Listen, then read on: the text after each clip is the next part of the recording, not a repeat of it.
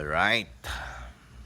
Ato sa kamay ning i-explain ang atong Bible verse of the day in Psalms 26 verse number 8.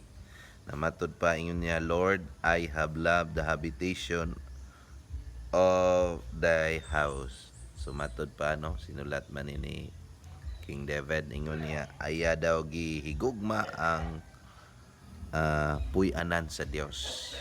So nganong kinahanglan man atong higugmaon ang balay sa Dios. Nganong ato man gining tagaag pagtagad ang balay sa Dios.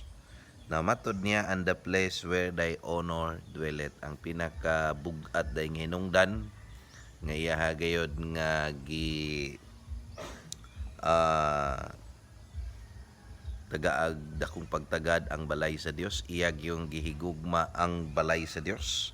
Kay matod pa niya, where thy honor dwelleth. So kini di ang dapita puy anani sa honor sa Dios, na adring dapita nga atong mapasidunggan ang Dios, na adiri ang dapita ang presensya sa Dios. So tungod niya na no, munang muanha kita sa balay sa Dios. So mas advantage gyud nga muadto gyud ta sa balay sa Ginoo kaysa panahon nga adlaw Domingo na aratas atong balay. So nindot yun, maadto ta sa balay sa Dios. Thank you.